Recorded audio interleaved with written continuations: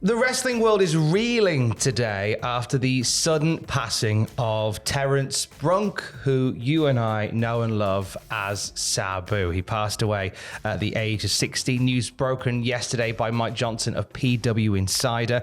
It comes just a few weeks after his retirement match during WrestleMania weekend. Yeah, age of 60. The bumps he was taking in that match was spectacular to see for a man of his vintage, especially after the career he's had.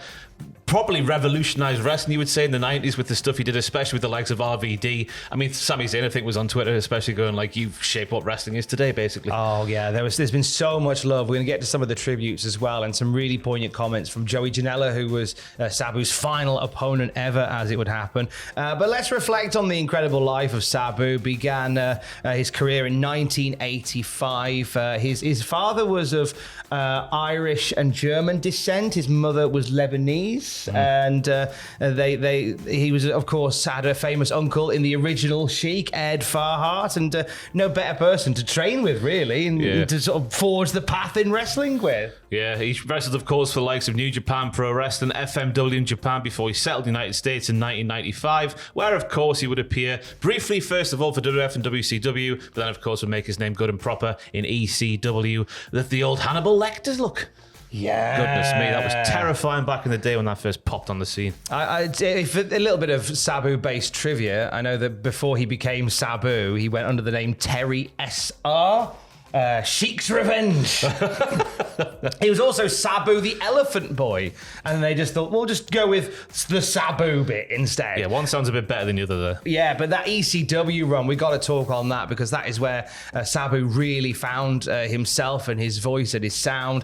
Incredible stories told with Taz and Rob Van Dam, to name but two of them. That Taz and Sabu story, there's a YouTube video on WWE's channel, which is the entire story arc of Sabu and Taz on the road to that first match they had, and just great. Sabu never cut promos, but you don't need to. It was Taz that did the promo work, and it was just the moments before the matches were magnificent. Yeah, I think Taz mentioned in his tribute video on Twitter that the initial first match they had was all about putting Sabu over, but Sabu gave Taz some stuff to do in the match, and therefore got Taz over. Yeah. So it was showing he was just a giving performer both ways, wasn't he? Yeah, obviously his time with ECW was quite fractious as well. A very sudden departure, and a return would be in amongst there as well. But when ECW finally closed, Sabu would hit the indie circuit. He returned to FMW. He debuted for TNA. He made history with them. He signed a WWE contract in 2006 and be part of the ECW reboot under WWE's watch round about then. When he left back on the indies, he went back into TNA. He even popped up in AEW in 2023 as part of that Chris Jericho Adam Cole match. Yeah. Which is, I didn't know whether or not that would lead to more, but it was a nice moment. Yeah, to see get him out there on all the promotions. Yeah, good to see. During WrestleMania weekend, Sabu competed against Joey Janella at GCW Spring Break 9. What was billed as Sabu's retirement match, and it would be just 3 weeks later that Sabu would indeed pass away. GCW paid tribute, saying he was an outlaw and a game changer. He inspired so many that stepped inside a GCW ring, and he will continue to inspire for generations to come. AEW also tweeted out, from barbed wire battles to unforgettable high-risk moments, Sabu gave everything to professional wrestling. And TNA Wrestling, referencing barbed wire again, obviously a trailblazer in TNA. He competed in the first ever barbed wire massacre match in TNA history too. Yeah, he loves a bit of barbed wire, didn't he, in his time, old Sabu? Goodness me. Rob Van Dam, of course, paid tribute on Twitter by just simply putting the old finger emoji, the old taunt he used to do, pointing towards the sky. Taz, as I spoke about earlier, put a video on Twitter saying, I would not have had the career that I've had and have been blessed to have if it wasn't for Sabu. The man got me over, and he didn't have to get me over, and he did. Without him, I would not have accomplished anything, but what Sabu has accomplished in his career has been amazing. The guy is amazing, and he's just a great-hearted soul. I'm going to miss him immensely and feel horrible about this. Rest in peace, my brother Sabu. Yeah, that video from Taz cut me, because you could see how much this is honestly, obviously he was 60 years old, and he wrestled that hardcore style pretty much his entire life. But the death still came as a shock, because we only just saw his final match a couple of weeks ago. Yeah, that's the thing, isn't it? Just it was 3 weeks. Just that's no time at all, is it? Mark Briscoe wrote, "Nobody made me want to be a wrestler more than Sabu. R.I.P. to a true hardcore legend." Christopher Daniels of AEW fame, of course, said, "I had the good fortune to wrestle him a few times. One extremely memorable match in MLW where he introduced my forehead to his steel spike. I was entranced by his Arabian moonsault and tried my best to perfect it. One of a kind, gone too soon." It's been a lot of tributes from WWE talent as well. You mentioned Sami Zayn being amongst them as well. Triple H paying tribute, calling Sabu the ECW original, whose innovative style helped bring the entire wrestling world to a new extreme. I think it's worth finding on the network. I want to say Vengeance 2006. An oft-forgotten classic in there. Is this the Cena match? John Cena versus Sabu. I'm picturing the old leg drop from the top rope to the announce table. Is that the one? That's the one. It's such a clash of two very different generations of wrestler, and one that you never thought you'd see outside of like a copy of EWR or something on 2K.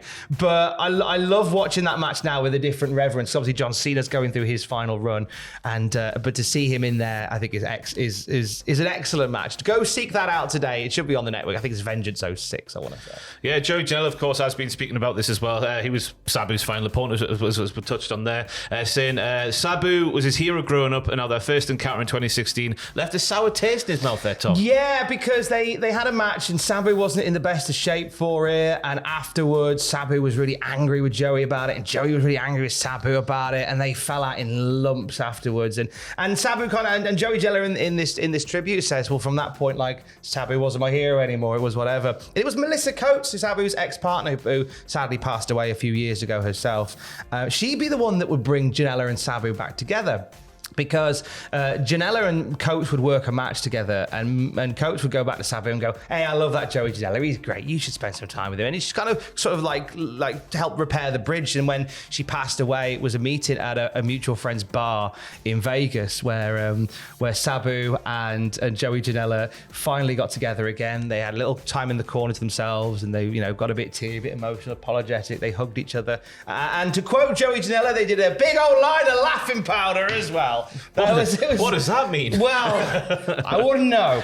And then from there, it became, Joey Janella says that Sabu really wanted it to be Janella to be his final opponent. It was something that Sabu was really keen to do. And they had the match, and it was so like close to the knuckle whether the match would happen at all. I know that he'd hurt his leg. He said and Sabu's feet were bleeding, and it was like really, but he kind of, Janella in this tribute says, it was almost like he knew that night he had to get to the Palms. He had to get to the match. He had to do the match, and he did the match, and he gave it his all.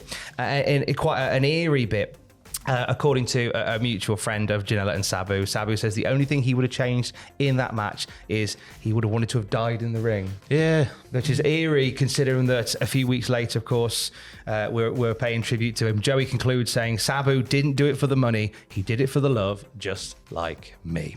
I will put you on the spot with this, Ross. Favourite Sabu moment? Favourite Sabu moment? Any shoot interview of his. The clips are being shared.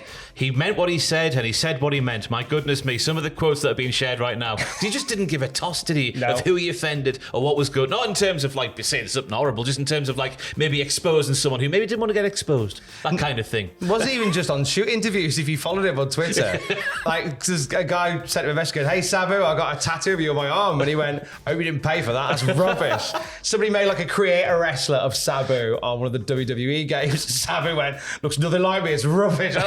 I think the likes of that we may never see again. Somebody who just didn't care. He was inducted into the GCW Indie Hall of Fame last year, and was invited to come down to collect his trophy, having been flown in for it. And he just said, "Nah, I'll be in the bar. I can't be bothered." Yeah.